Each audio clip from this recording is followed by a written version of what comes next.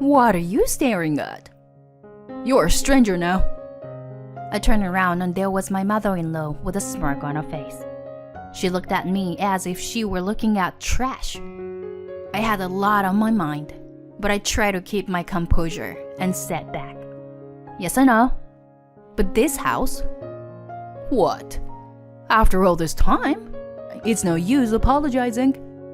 Get out of my son's house as fast as you can. I understand. The movers will be here shortly. Oh, well, can you make it quicker? She must be quite happy to live alone and doting on her son. Her own son lives in a condo. Now all that is left is for me to get divorced and for me to leave, and all will be well for her. She must be thinking like that. But I'm sorry to hear that. Do you think you can get what you want after mocking people so much? I won't let that happen. I'm going to push you to the limit.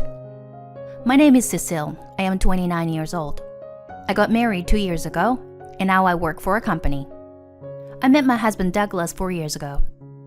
He was working at a factory that was a subcontractor of our company. We first met at a business meeting. I was one in charge of the meeting, and I went to the factory, but he was also the liaison. In between meetings, we began to do small talk and naturally grew closer. We became attracted to each other, and eventually he asked me to go out with him. After 2 years of dating, we successfully made it to the finish line. My family and colleagues congratulated me, but my good friends were a little concerned. The reason was that my husband's income was lower than mine. My company is a fairly large one, and even I, as a woman, earn nearly twice as much as my age. In contrast, my husband, who is the same age as me, earns less than half my income. Why would you marry someone who earns more than half as much as you do? I was asked many times by good friends, but I didn't care about money. I have never had much of an appetite for material things, and I buy only the bare minimum of clothing. I have plenty of money saved up, and if I had to spend it on someone I liked, I wouldn't begrudge it. That's what I thought. Because of this personality, I didn't mind marrying Douglas. But I didn't realize at the time that my marriage to Douglas was going to be a huge mistake for me. After about a year of marriage, we moved to a condo. The reason was that my husband started saying that he wanted to live there at least once in his life. I was against it at first because it came out of the blue. But once he starts talking, he never backs down.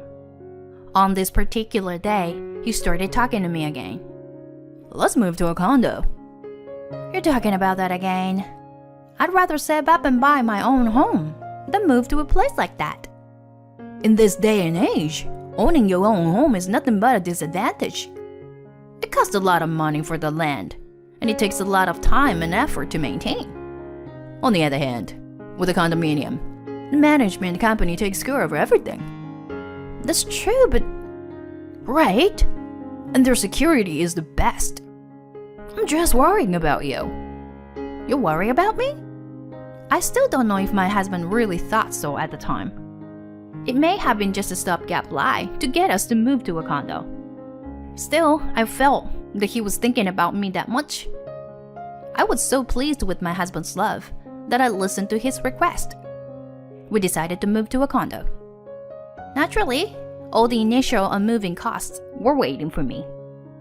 I was also the owner of the condominium, but he and I accepted it as a matter of course. However, right after we moved in, I began to feel uncomfortable. It was because my mother-in-law started to stay at the condo on a regular basis. Of course, it was my husband who invited her, but even so, it was too frequent. At first, it was once a week, then 2 days a week, then 4 days a week, and the frequency of visits gradually increased. Today, when I came home again, I found my mother-in-law in the living room. I was stunned, but she smiled and started talking. Oh my God, Cecile! Welcome home. What are you doing in our house, Joanna? Oh, you didn't hear? Douglas gave me a duplicate key the other day. He said I could come over whenever I wanted. That's why I came early today. I didn't know that. And I didn't know that you would just show up without any notice. That's fine. We're a family. I don't need to call you every time I go to my son's house. Oh no. I was at a loss for further words because of the difference from my common sense. In contrast to my standing still, my mother-in-law started humming and rummaging through the refrigerator. Finally, she took out the cream puffs I had bought. I'm hungry, so I'll have some. And started eating them without permission. I couldn't believe it. Did my mother-in-law really have such a lack of common sense? No matter how much she's my mother-in-law, doesn't she usually not have this much discretion? I was surprised that my own common sense and that of others were so different.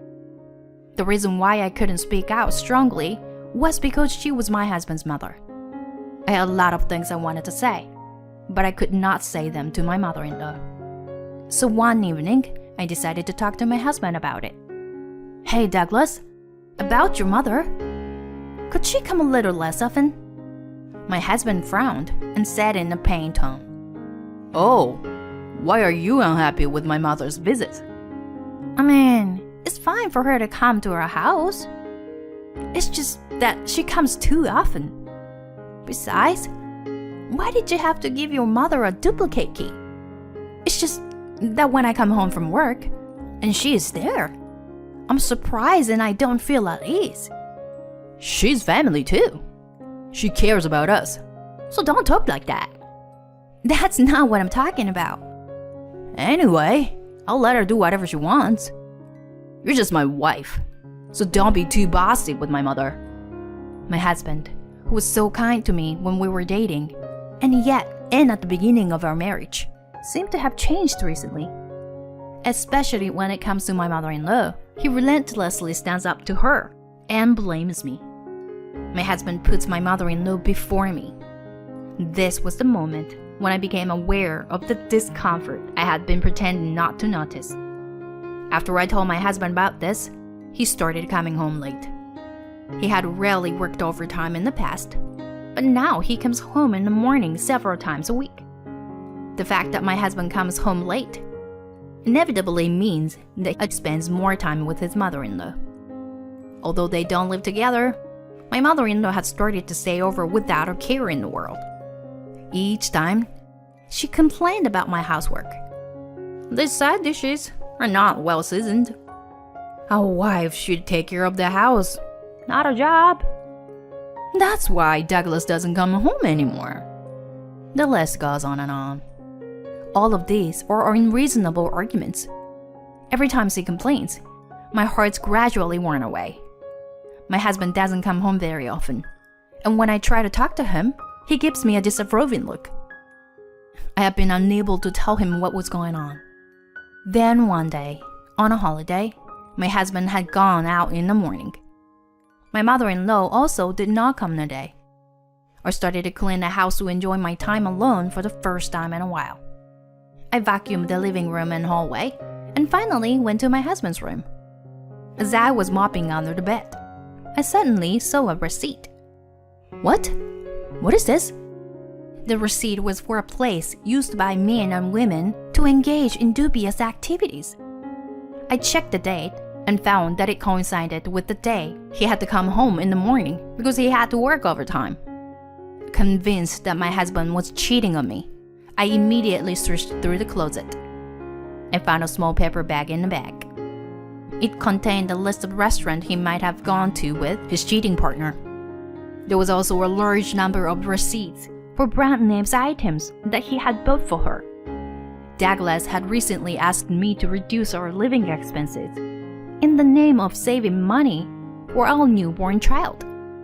I didn't think much of it at the time, but now I realize that it was probably a lie to pay for the affair partner. The next day, I went to a detective agency that I had researched beforehand and asked them to investigate my husband's affair. I acted normal at home so that my husband and mother-in-law would not know. 2 weeks later, I went to the detective agency to get a report. My husband was having an affair with the daughter of the factory president. With the evidence in hand, I decided to wait for my husband to come home that night. He came home after midnight as usual, and I immediately started talking to him. "Douglas, you were cheating on me, weren't you?" My husband had his back to me, but the moment he heard those words, his shoulders jolted. He slowly turned around and began to make excuses with a limp smile. "What are you talking about? I would never cheat on you." "I already have proof. You can't get away with it." No. It's not like I'm playing around with her." "I don't care if it's for fun or not. You can't have that kind of relationship with her. And it's true that you lied to me." "Well, that's..." "Anyway, I can't do it anymore. I've decided to get a divorce." I took out my completed divorce papers and held them out in front of my husband. His eyes widened for a moment. Then he clicked his tongue and began to fill them out roughly. The next day, I went to the office to get Douglas out of the house. I called the movers to have Douglas removed from the house for the next holiday. I didn't tell him about it, but he has a family home, so he would have no trouble finding a place to go. I will just cancel the lease there, as next month is the new renewal month for this condo. I had decided to move to another apartment near the office. 1 week later, on this day, the movers were supposed to come this afternoon. Douglas was off work, and I'd been home since the morning. He proudly called his cheating partner. I've already hired a lawyer and have already filed a claim for compensation against Douglas and the cheating partner. I will soon receive a certified letter, and when that happens, the factory where he works will find out. The affair will be exposed to the president of the company as well. However, Douglas may be relaxed now that the divorce has already been finalized. He is having a nice phone conversation with his partner. While I was doing housework with him in the background, the intercom rang. I opened the front door to find my mother-in-law standing there. She was carrying a large carry-on case, and she was walking into the house. I don't know why she was carrying such a large baggage, but she must have come to stay without permission as usual. While I was doing my chores without paying attention to her, she called out to me from behind. "Why are you still here? You are an outsider now, aren't you?" I turned around to see my mother-in-law smiling wickedly at me. She looked at me as if she were looking at trash. I had a lot on my mind, but I just kept my composure and sat back. "Yes, I suppose so. But this house? What? It's no use apologizing now. Get out my son's condo as fast as you can." "Huh? Didn't you hear me? I said get out. You're divorced, aren't you? Then there's no reason for you to be here. From today, I'm going to live here." At that moment, I felt my sympathy for them disappeared. I found myself lowering my voice and saying in return, "Okay, I understand. The movers will be here in a few minutes." "Oh, well, can you make it quick? Even just for a second." I guess she is quite happy to live alone with her son. After all, her own son lives in a condo. All that is left is for me to get divorced and for me to leave, and all will be well for her. She must be thinking like that. But that's unfortunate. Do you think you can get what you want after mocking people so much? I won't let that happen. I'm going to drive you to the brink. And there you are. The movers arrived just in time. I unlocked the entrance and invited them in. "Please take care of everything in that room. Oh, and please leave the living room as it is." I gave the order, and the contractors entered Douglas's room and immediately began working. "Hey, what's going on? What do you mean? You're the one who's leaving. So why don't you just move your stuff out?" Apparently, Douglas really thought he could continue to live in the house after the divorce. This place was originally contracted in my name, and I had paid the rent. Anyone who thinks about it knows that he won't be able to live here if he gets divorced. And his mother, she also really thought that she and her son would be able to live in the house after I left. This is why she came all the way here today with her large luggage. What do you mean? I said coldly to my mother-in-law, who was yelling at me. What's the meaning of all this? Do you know why I divorced him in the first place? It was because he cheated on me. So what? You are a narrow-minded woman who can't forgive a man's cheating or two. Don't you dare sit on your hands like that. What did you say? Perhaps you don't know that this room is rented in my name and that I have been paying all the rent. What do you mean? I thought Douglas was renting this condo. My mother-in-law looked at my ex-husband, but he quickly looked away. He was probably lying to make himself look good. Meanwhile, more and more of Douglas's stuff was being moved out. Hey, where are you taking my stuff? He was panicking, so I said to him, Where's it going to? Your parents' house. It's good that you have a place to go. Well, I don't know what your strict father will say. Wait a minute. If my dad finds out about this, I beg you, please, forgive me. I'll do anything. If you'll do anything, then get out of my sight right now.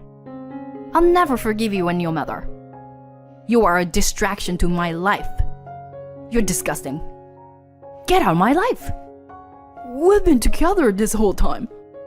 We trusted each other as husband and wife. Who is the one who broke that trust? You live in a condo you want.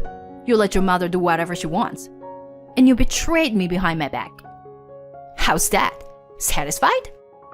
I bet you must have been very vain to be able to live in a tower block with your wife's money. Cecile, don't say that. Let's talk about it. Let's talk. No. Get your mother and get out of here. I'm not the one who's living in this room. You are. I guess they were surprised by my anger, which I had never shown before. Douglas and my mother-in-law grabbed their belongings and ran away. Then, they went back to their hometown. At first, they kept the divorce from my father-in-law. However, he found out everything by the certified letter from the lawyer's office. My father-in-law was furious and kicked Douglas out of the house, disinheriting him. My father-in-law called me to ask about the situation, so I told him about it. He told me that he had finally decided to divorce my mother-in-law. They were kicked out of their house and moved into a one-room apartment. However, when the president of the company he worked for found out about the affair, Douglas was fired immediately. Douglas was also cut off from the daughter of the company president with whom he was having an affair. He lost his job and had nothing left. Now, he and his mother are working part-time to make ends meet. He got what he deserved. Suck on that. As for me, I have moved to an apartment near my office. I'm living a peaceful life. I am now able to save a lot of money for rent and living expenses. Now that I'm single again, I'm thinking of going on a trip by myself again. I think about it as I look at the travel brochure I saw. From now on, it would not be a bad idea to try to live for myself. I was finally able to think this way.